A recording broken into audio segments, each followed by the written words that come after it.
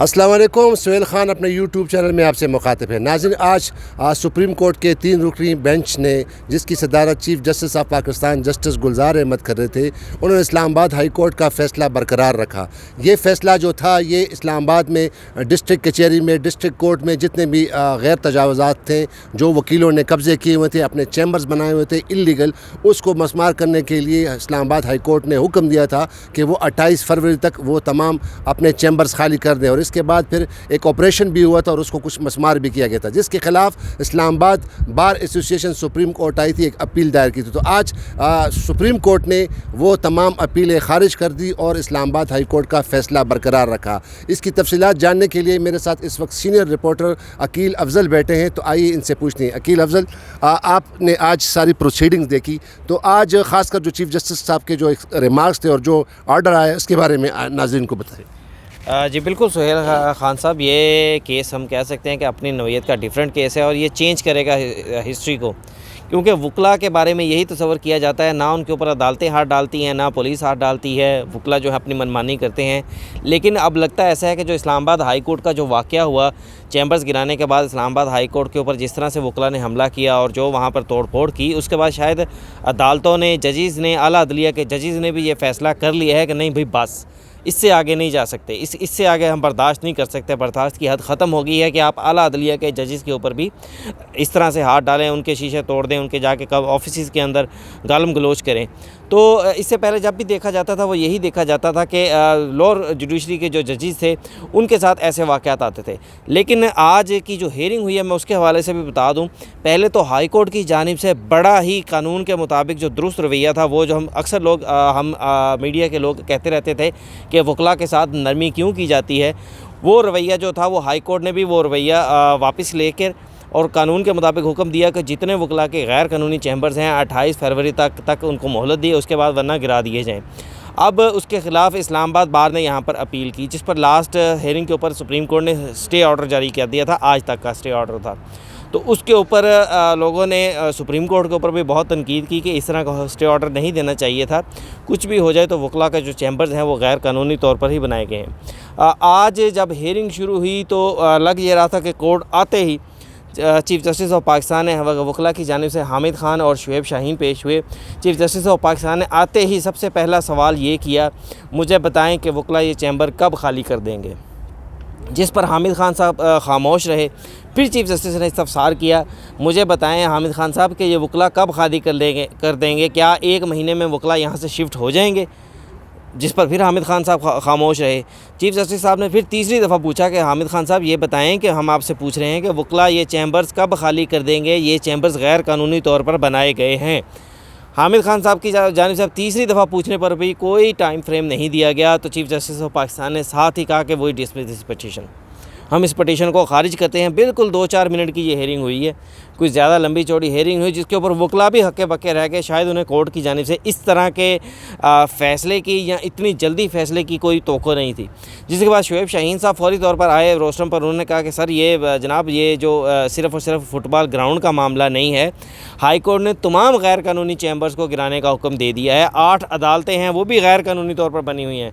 तो जिस पर चीफ जस्टिस ऑफ पाकिस्तान ने फ़ौरी तौर पर कहा कि हम उन अदालतों को भी गिराने का हुक्म दे देते हैं, हम अपने ऑर्डर के अंदर लिख देंगे कि उन अदालतों को भी गिरा दिया जाए जो गैर कानूनी तौर पर बनी है। कानून सबके लिए कानून सबके लिए बराबर है। और आज की प्रोसीडिंग में वाकई ये साबित हुआ है कि कानून वकील के लिए भी वही है जो कि आम लोगों के लिए है। जिस तरह अदालत बरहम होती थी आम किसी शख्स की जानिब से तजावज़ात के ऊपर, आज अदालत का वही रवैया जो था वो वकला के लिए भी था। ये अप्रिशिएटेबल था कि अदालत ने बिल्कुल केस की जो मुख्तसर समाअत की और उसके बाद जो ऑर्डर जारी किया कि इसको पटिशन को हम डिसमिस करते हैं, जिसके बाद हाई कोर्ट का जो फैसला था वो दोबारा इनफील्ड आ गया और जो स्टे ऑर्डर था वो ख़त्म हो गया। और मेरे ख्याल से मुमकिन तौर पर आज या कल में वहाँ पर एफएड कचहरी के अंदर अगर वकला वो चैम्बर्स खुद खाली नहीं करते तो वो गिरा दिए जाएंगे सुप्रीम कोर्ट के ऑर्डर के बाद। अच्छा अकील, एक जो बात है वो ये कि ये हमारी जो ये इस वक्त हम सुप्रीम कोर्ट में आते हैं या सुप्रीम कोर्ट में बड़े केसेस होते हैं और सुप्रीम कोर्ट में केसेस की सुनवाई के लिए वकील ही पेश होते हैं, लेकिन ये एक बहुत बड़ा अलमिया है कि वकीलों की जो सबसे बड़ी जो बॉडी है वो सुप्रीम कोर्ट बार एसोसिएशन और पाकिस्तान बार कौंसल, और इस पे जब इतना एक बहुत बड़ा वाक़या हुआ और इस्लामाबाद हाई कोर्ट के चीफ जस्टिस के ऑफिस पे हमला हुआ, तरमिनुल्लाह के ऑफिस पे हमला हुआ, और उस पर भी इस बार कौंसिल ने और सुप्रीम कोर्ट के बार ने और हामिद खान जो वकीलों की तरफ से पेश हो रहे हैं, वो भी साबिक सदर हैं सुप्रीम कोर्ट बार एसोसिएशन की। तो आप ये नहीं समझते कि एक तरफ तो वकला जो है कानून की और आइन की पासदारी की बात करते हैं और कानून की हुक्मरानी की बात करते हैं, उसके बाद फिर उन्होंने इतना बड़ा केस किया, इतना बड़ा हमला, और पाकिस्तान बार कौंसिल ने अभी तक एक वकील के ख़िलाफ़ भी कोई जो है ना इंज़बाती कार्रवाई की, ना किसी का लाइसेंस कैंसिल किए। इसके बारे में आप क्या कहते हैं? देखें, इतना बड़ा केस तो बिल्कुल, ये जो इतना बड़ा हमला हुआ वो तो अपनी नौयत का अनोखा हमला था। इससे पहले जो डिस्प्यूट पढ़ते रहे हैं वो लॉर्ड जुडिशरी के साथ, सिविल मजिस्ट्रेट के साथ, कभी एडिशनल सेशन जज के साथ, बैंकिंग कोर्ट के जज के साथ इस तरह के वाक़यात होते रहे। लेकिन पहली दफ़ा आला अदलिया के जज को, chief justice of Islamabad high court को सामने खड़ा होकर उनके ख़िलाफ़ नारेबाजी की गई, उनको बुरा भला कहा गया। उसके बाद ही अदलिया में ये जो चेंज हम देख रहे हैं ना, उसके बाद ही देख रहे हैं। अब दूसरी बात आ गई पाकिस्तान बार कौंसिल की। ये चीज़ सुहेल खान साहब, एक हकीकत है कि जहाँ पर भी इलेक्शंस होते हैं अल्टीमेटली आपने वोट लेना होता है। वोट लेने के बायस आप मजबूर होते हैं कि आप उन लोगों के ख़िलाफ़ कार्रवाई नहीं करते। पाकिस्तान बार कौंसिल भी इस तरह डायरेक्टली या इनडायरेक्टली इन्हीं वकला से वोट लेकर आती है। और एक चीज़ और जो है वो सबसे दिलचस्प ये है कि अगर हम देखें कि इस तरह के किसी भी पुरतशद्दुद वाक़े के अंदर जब भी मुलव्वस होते हैं तो यंग लायर्स होते हैं जो कि नए इस प्रोफेशन में आते हैं और उनको बड़ा जोश होता है कि अब हम वकील बन गए हैं, अब हम कुछ भी कर सकते हैं। सीनियर वकला इस तरह के प्रोटेस्ट के अंदर शामिल नहीं होते, तोड़ फोड़ के अंदर शामिल नहीं होते। अगर प्रोटेस्ट करते भी हैं, हमने सुप्रीम कोर्ट के बाहर देखा तो वो बैठ के नारेबाजी करते हैं, ज़्यादा से ज़्यादा क्या कहते हैं, थोड़ी सी वॉक कर लेंगे नारा लगाते हुए, लेकिन तोड़ फोड़ का रवैया सीनियर वकला की जानिब से नहीं अपनाया जाता। अब पाकिस्तान बार कौंसिल की हम बात करें, पाकिस्तान बार कौंसिल जैसे ही ये इस्लामाबाद का वाक़या हुआ फ़ौरी तौर पर उन्होंने इसके ऊपर इसकी मज़म्मत की और chief justice Islamabad high court को ये पेशकश की कि हम इस मामले को बैठकर हल करना चाहते हैं, आप इस मामले को ख़त्म करवाएं, हम इस मामले को सेटल करना चाहते हैं। और ये जो वकला के ख़िलाफ़ डिसिप्लिनरी एक्शंस और जो उनके ख़िलाफ़ तौहीन अदालत की कार्रवाई हो रही है, इसको ख़त्म करके ये मामला बार्स को रेफ़र किए जाएँ। लेकिन अल्टीमेटली हमने देखा कि पाकिस्तान बार कौंसिल भी वकला के दबाव में आई और उन्होंने दबाव में आने के बाद बाकायदा काल की हड़ताल की कॉल दे दी और इसके ऊपर क्या कहते हैं, वो अपने जो उनका पहला स्टांस था उससे बैकफुट पे चले गए। लेकिन एक चीज़ और अच्छी भी है जो हम कह सकते हैं कि पाकिस्तान बार कौंसिल की जानिब से बाकायदा कोई भी यहाँ पर सुप्रीम कोर्ट में रिप्रेजेंटेटिव उस तरह फ्रीक नहीं बना, कोई भी उस तरह खड़ा नहीं हुआ वकला के साथ। उन्होंने अपने आप को इस सारे वाक़े के साथ से अलग रखा और आज देखें कि बाकायदा वो जो इस्लामाबाद बार की जानिब से पटिशन दायर की गई थी, उसको अदालत ने मुख्तसर सी हियरिंग के बाद उसको खारिज कर दिया।